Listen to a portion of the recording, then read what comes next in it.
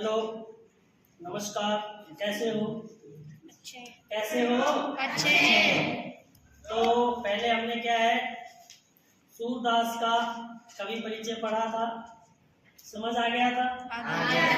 आज हमारा हिंदी में जो आपका दूसरा पाठ है, राम लक्ष्मण परशुराम संवाद, उसके जो कवि हैं वो तुलसीदास जी हैं। तो हम आज तुलसीदास के बारे में यहाँ पे अध्ययन करेंगे। तो ये आपका जो कवि है तुलसीदास, कवि का नाम क्या है बेटा? तुलसीदास। तुलसीदास के बारे में हम आज अध्ययन करेंगे। इसकी भाषा है जो तुलसीदास की, कई बार 1 नंबर का क्वेश्चन पूछ लेता है, तुलसीदास के पदों में कौन सी भाषा है? और सूरदास के पदों में कौन सी भाषा है? ब्रज भाषा। ये 1 नंबर का क्वेश्चन हमेशा पूछा जाता है।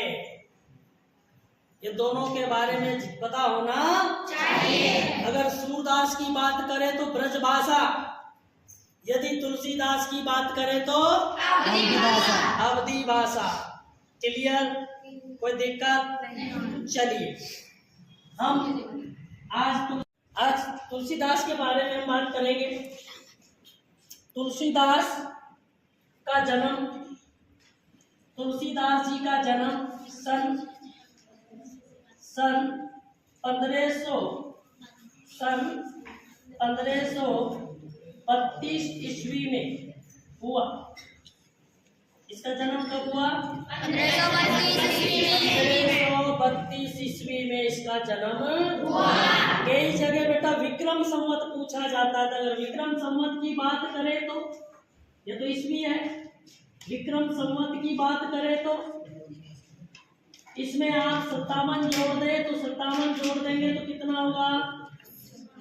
1589।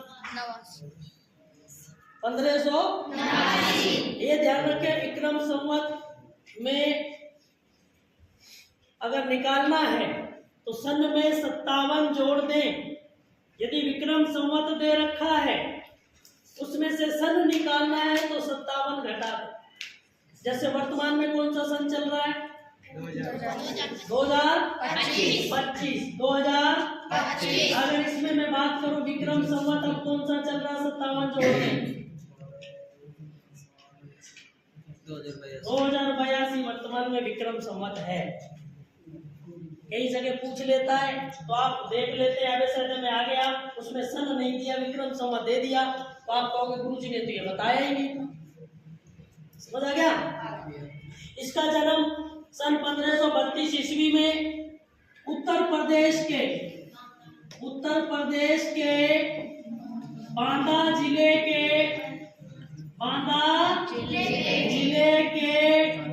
राजापुर नामक गांव में हुआ था। राजापुर नामक गांव में हुआ। इसका जन्म स्थान कौन सा है? बांदा जिला, उत्तर प्रदेश में बांदा जिला है। और उस बांदा जिले में एक राजापुर नामक गांव है, उसमें इसका जन्म हुआ। इनके पिता का नाम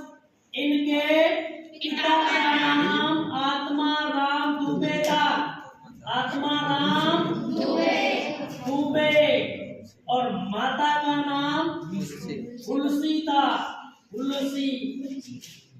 इनके पिता का नाम आत्माराम दुबे था और माता का नाम क्या था?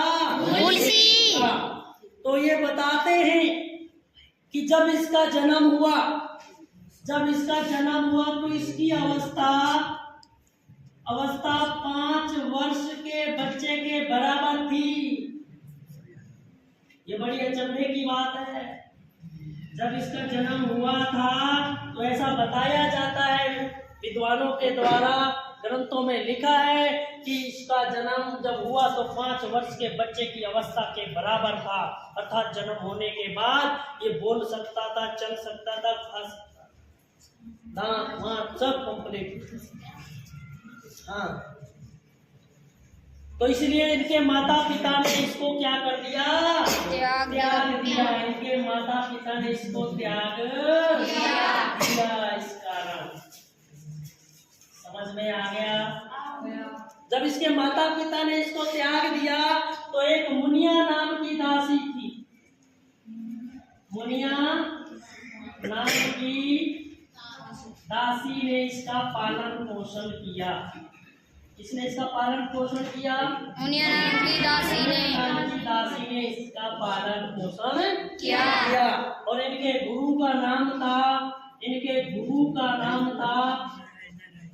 नरहरिदास। इनके गुरु का नाम था नरहरिदास।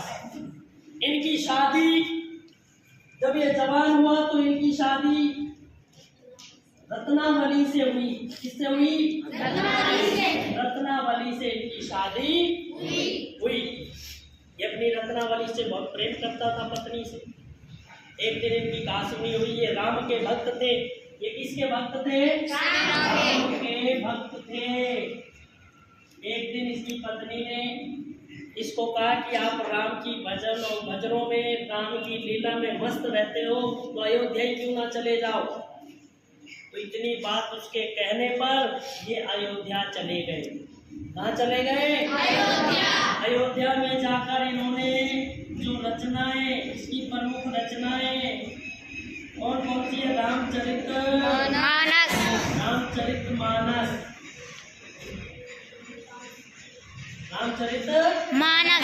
पर्वे रामायण, विनय पत्रिका,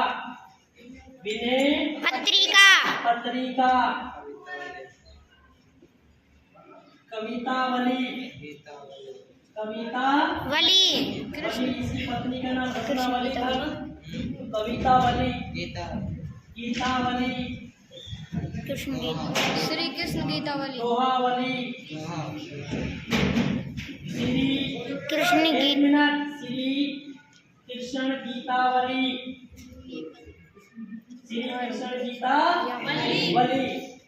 आदि प्रमुख हैं। और इसकी मृत्यु सन 1623 ईस्वी में हुई। एक चीज खास ध्यान रखना है, कई बार बच्चे ध्यान करते हैं 1532 ईस्वी और 1516 ईस्वी में 32 और 23 एक दूसरे का उल्टा पुल्टा है। तो कई बार 1532 को जगह 23 लिख देते हैं, यहाँ पे 1632 लिख देते हैं। ये खास ध्यान रखना है। एक बार फिर दोबारा थोड़ा सा रिपीट कर देता हूँ। इसका जन्म 1532 ईस्वी में हुआ। उत्तर प्रदेश के बांदा जिले के राजापुर नामक गांव में हुआ। और इनके माता का नाम हुलसी और पिता का नाम आत्माराम दुबे था। जब इसका जन्म हुआ तो 5 वर्ष के बच्चे की अवस्था के बराबर था, जिसके कारण इनके माता पिता ने इसको दिया। और इसका पालन पोषण मुनिया नाम की दासी ने किया। इनके गुरु का नाम नरहरिदास था और इनकी पत्नी का नाम रत्नावली था। और इनका राम के क्या थे? ये भक्त थे। ये किसके भक्त थे? राम के। इसकी प्रमुख रचना रामचरितमानस, पर्वे रामायण, विनय पत्रिका, कवितावली, गीतावली, दोहावली, श्री कृष्ण गीतावली। और इसकी मृत्यु 1623 ईस्वी में हुई। थैंक यू, नमस्कार, धन्यवाद।